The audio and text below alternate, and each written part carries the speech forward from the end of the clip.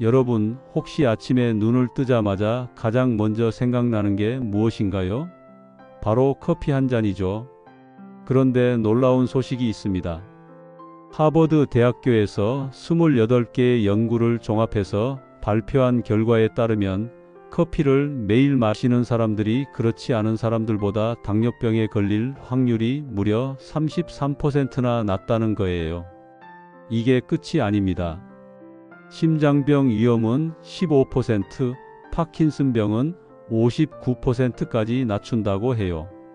그런데 정말 놀라운 건 하루에 3잔에서 5잔까지 마시는 분들의 사망 위험이 전체적으로 10%에서 15%나 줄어든다는 거죠.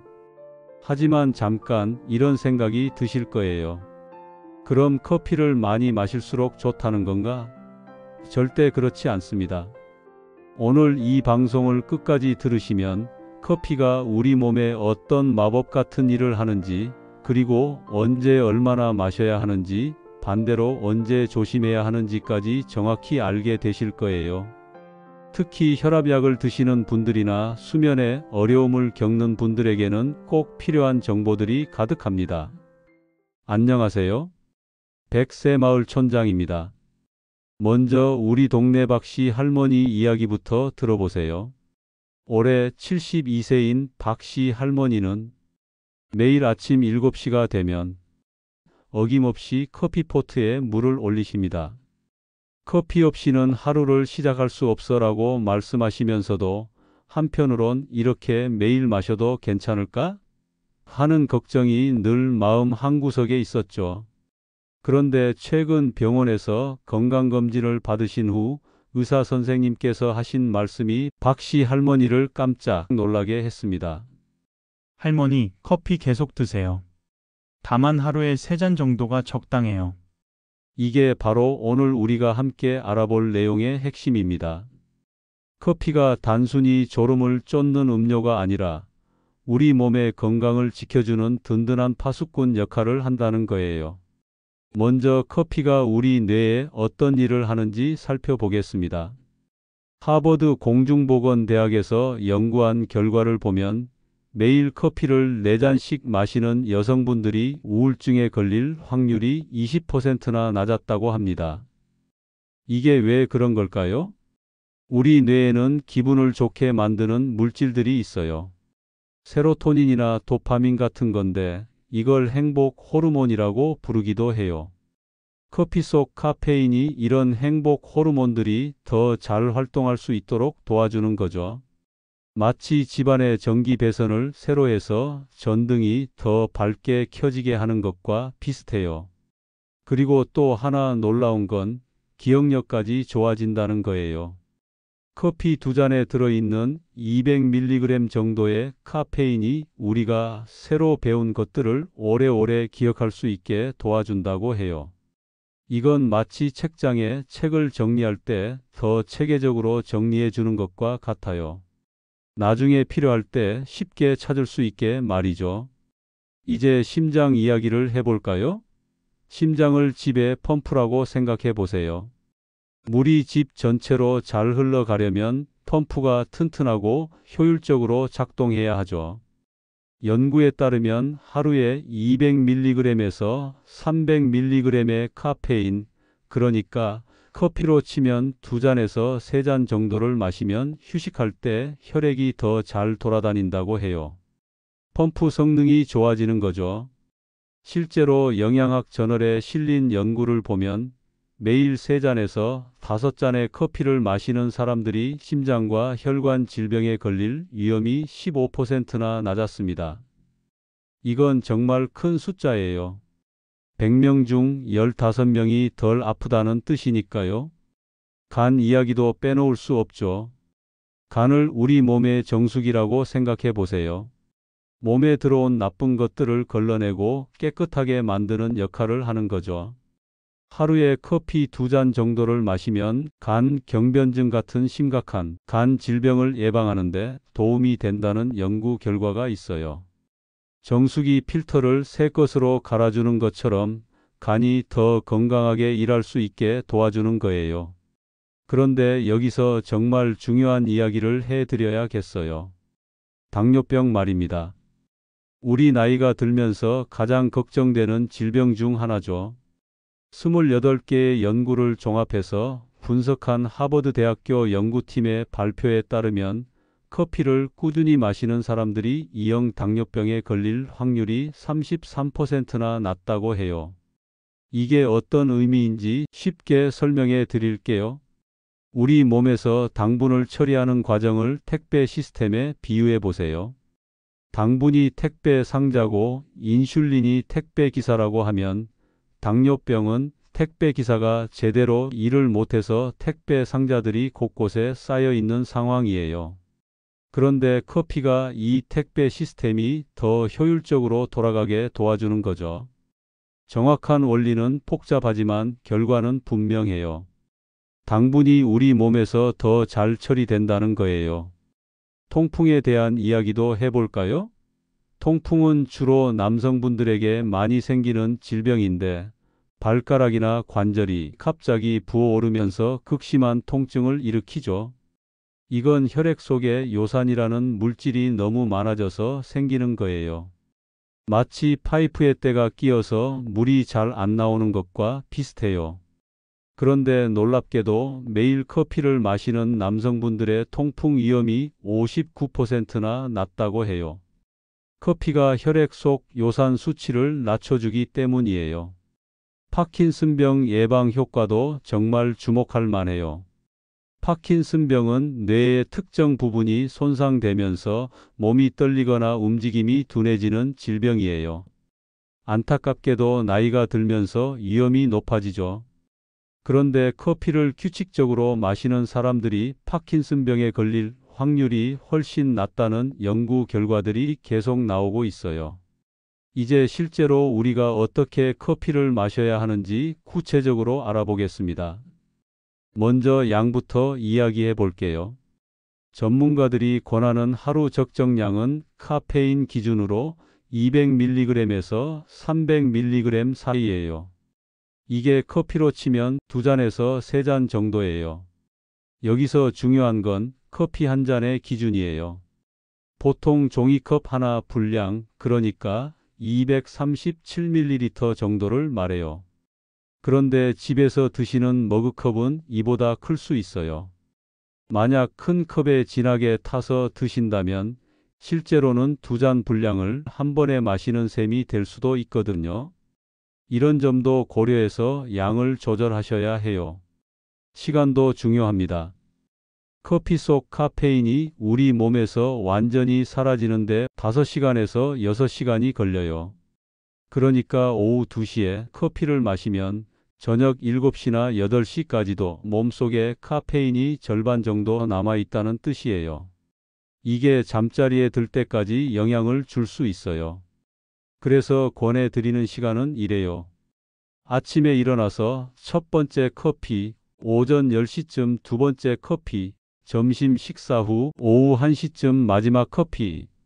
이렇게 하시면 저녁 시간까지는 카페인의 영향이 많이 줄어들어서 잠자리에 드는데 방해가 되지 않을 거예요. 커피 종류에 대해서도 말씀드릴게요. 가장 좋은 건 설탕이나 크림이 들어가지 않은 블랙커피예요. 설탕과 크림을 넣으면 칼로리가 높아질 뿐만 아니라 혈당에도 영향을 주거든요. 하지만 블랙커피가 너무 써서 드시기 어려우시다면 우유를 조금 넣으시거나 꿀을 티스푼으로 반 숟가락 정도만 넣으셔도 돼요. 디카페인 커피에 대해서도 궁금해하시는 분들이 많은데 놀랍게도 디카페인 커피도 일반 커피와 비슷한 건강 효과가 있다고 해요. 카페인이 없어도 커피 속에 다른 좋은 성분들이 우리 몸에 도움을 주는 거죠. 그러니까 카페인 때문에 잠을 못 주무시거나 심장이 두근거리시는 분들은 디카페인 커피로 바꿔보시는 것도 좋은 방법이에요. 그런데 여기서 한 가지 알아두셔야 할 게 있어요. 디카페인 커피라고 해서 카페인이 완전히 없는 건 아니에요. 아주 소량이지만 들어있거든요. 만약 디카페인 커피를 5잔 이상 드시면 일반 커피 한 잔과 비슷한 정도의 카페인을 섭취하게 될 수 있어요. 이제 조심해야 할 부분들에 대해서 이야기해 보겠습니다. 커피가 아무리 좋다고 해도 모든 분들께 다 좋은 건 아니거든요. 먼저 혈압약을 드시는 분들은 특별히 주의하셔야 해요. 카페인이 일시적으로 혈압을 올릴 수 있거든요. 물론 큰 문제가 되지 않는 경우가 많지만 혈압약을 드시는 분들은 담당 의사 선생님과 상의해 보시는 게 좋아요. 심장이 두근거리거나 가슴이 답답하신 분들도 조심하셔야 해요. 카페인이 심장 박동을 빠르게 만들 수 있거든요. 만약 커피를 드신 후에 가슴이 두근거리거나 답답함을 느끼신다면 양을 줄이시거나 아예 끊으시는 게 나을 수 있어요. 불안하거나 초조함을 자주 느끼시는 분들도 마찬가지예요. 카페인이 이런 증상을 더 심하게 만들 수 있거든요. 특히 스트레스를 많이 받는 상황에서는 더욱 그래요. 뼈 건강이 걱정되시는 분들도 알아두셔야 할 게 있어요. 카페인이 칼슘이나 마그네슘 같은 뼈에 좋은 영양소들의 흡수를 방해할 수 있거든요. 물론 적당량을 드시면 큰 문제가 되지 않지만 이미 골다공증이 있으시거나 뼈가 약하신 분들은 주의하시는 게 좋아요. 화장실을 자주 가게 되는 것도 카페인의 부작용 중 하나예요. 이건 카페인이 콩팥에서 소변을 더 많이 만들게 하기 때문이에요. 특히 방광이 예민하신 분들은 더 자주 화장실에 가게 될 수 있어요. 두통을 자주 겪으시는 분들도 조심하셔야 해요. 매일 커피를 드시다가 갑자기 끊으면 두통이 생길 수 있거든요. 이걸 카페인 금단 증상이라고 해요. 만약 커피를 끊고 싶으시다면 갑자기 끊지 마시고 서서히 줄여가시는 게 좋아요. 남성분들의 경우에는 또 다른 주의사항이 있어요. 하루에 400mg 이상, 그러니까 커피 4잔 이상을 계속 마시시면 정자의 질에 영향을 줄 수 있다는 연구 결과가 있어요. 물론 이건 아주 많은 양을 마셨을 때의 이야기이지만 알아두시는 게 좋겠어요. 이제 실생활에서 어떻게 적용하실지 구체적으로 말씀드릴게요. 우선 현재 하루에 커피를 몇 잔 드시는지 체크해 보세요. 만약 5잔 이상 드신다면 조금씩 줄여보세요. 한 번에 확 줄이면 두통이나 피로감을 느낄 수 있으니까 일주일에 한 잔씩 줄여나가시면 돼요. 커피를 마시는 시간도 조정해 보세요. 저녁 6시 이후에는 가급적 드시지 마시고 특히 잠자리에 들기 6시간 전에는 꼭 끊으세요. 만약 평소에 저녁 커피를 즐기셨다면 대신 따뜻한 차나 디카페인 커피로 바꿔보세요. 설탕과 크림을 많이 넣어서 드셨다면 이것도 조금씩 줄여보세요. 설탕 대신 꿀을 조금 넣거나 크림 대신 우유를 넣어보세요. 처음엔 맛이 심심할 수 있지만 일주일 정도 지나면 적응되실 거예요. 공복에 커피를 마시면 속이 쓰릴 수 있으니까 가볍게라도 뭔가를 드신 후에 커피를 마시세요. 토스트 한 조각이나 바나나 반 개 정도만 먹어도 충분해요. 물을 충분히 마시는 것도 중요해요. 커피가 이뇨 작용을 하니까 탈수가 되지 않도록 물을 더 많이 드셔야 해요. 커피 한 잔을 마셨으면 물도 한 잔 정도는 더 마시세요. 커피 원두를 고르실 때도 신경 쓰세요. 가능하면 볶은 지 오래되지 않은 신선한 원두를 선택하시고 너무 진하게 내리지 마세요. 진할수록 카페인 함량이 높아져요. 인스턴트 커피를 드시는 분들은 한 번에 넣는 양을 조절해 보세요. 보통 한 봉지를 다 넣어서 타시는데 절반만 넣어도 충분할 수 있어요. 맛이 심심하면 우유나 두유를 더 넣어서 부드럽게 만드세요. 커피 머신을 사용하시는 분들은 원두의 양과 추출 시간을 조절해 보세요. 너무 진하게 내리면 카페인도 많이 나오고 쓴맛도 강해져요. 건강상 문제가 있으신 분들은 반드시 의사 선생님과 상의하세요. 특히 심장병, 고혈압, 불안장애, 수면 장애가 있으신 분들은 더욱 그래요. 의사 선생님이 커피를 끊으라고 하시면 아쉽지만 따르시는 게 좋아요. 나이가 들수록 카페인에 더 민감해질 수 있다는 점도 알아두세요. 예전에는 커피를 많이 마셔도 괜찮았는데 요즘 들어 심장이 두근거리거나 잠이 안 온다면 양을 줄여보시는 게 좋겠어요. 약을 드시는 분들도 주의하셔야 해요. 일부 약물들이 카페인과 상호작용을 할 수 있거든요.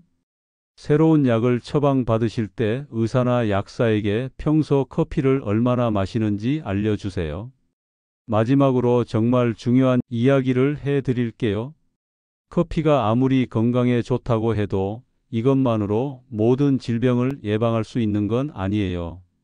균형 잡힌 식사, 꾸준한 운동, 충분한 수면, 스트레스 관리가 더 중요해요. 커피는 이런 건강한 생활 습관에 플러스 알파로 도움을 주는 거라고 생각하세요. 그리고 아무리 좋은 것도 과하면 독이 될 수 있다는 걸 꼭 기억하세요. 하루 3잔 정도의 적당한 양을 지키시는 게 가장 중요해요. 더 많이 마신다고 해서 효과가 더 좋아지는 건 아니거든요. 또 하나 말씀드리고 싶은 건 개인차가 있다는 점이에요. 같은 양의 커피를 마셔도 어떤 분은 괜찮고 어떤 분은 부작용을 느낄 수 있어요. 내 몸의 반응을 잘 관찰하시고 필요하면 양을 조절하거나 시간을 바꿔보세요. 건강검진을 받으실 때도 평소 커피 섭취량을 의사 선생님께 말씀드리세요. 혈압이나 심전도 검사 결과를 해석하는데 도움이 될 수 있거든요. 커피를 마실 때 함께 먹는 음식도 신경 쓰세요. 너무 단 과자나 케이크와 함께 먹으면 혈당이 급격히 오를 수 있어요. 대신 견과류나 과일 같은 건강한 간식과 함께 드시면 좋겠어요. 수면의 질도 꼭 확인해 보세요. 밤에 잠을 푹 주무시는지 새벽에 자주 깨지는 않는지 살펴보시고 만약 수면에 문제가 있다면 커피 섭취 시간이나 양을 조절해 보세요. 스트레스를 많이 받는 상황에서는 커피가 오히려 좋지 않을 수 있어요. 이미 긴장한 상태에서 카페인까지 들어오면 더 초조해질 수 있거든요. 큰 일이 있거나 스트레스를 많이 받는 날에는 커피를 평소보다 줄여보세요. 운동을 하시는 분들은 운동 전 커피 한 잔이 도움이 될 수 있어요.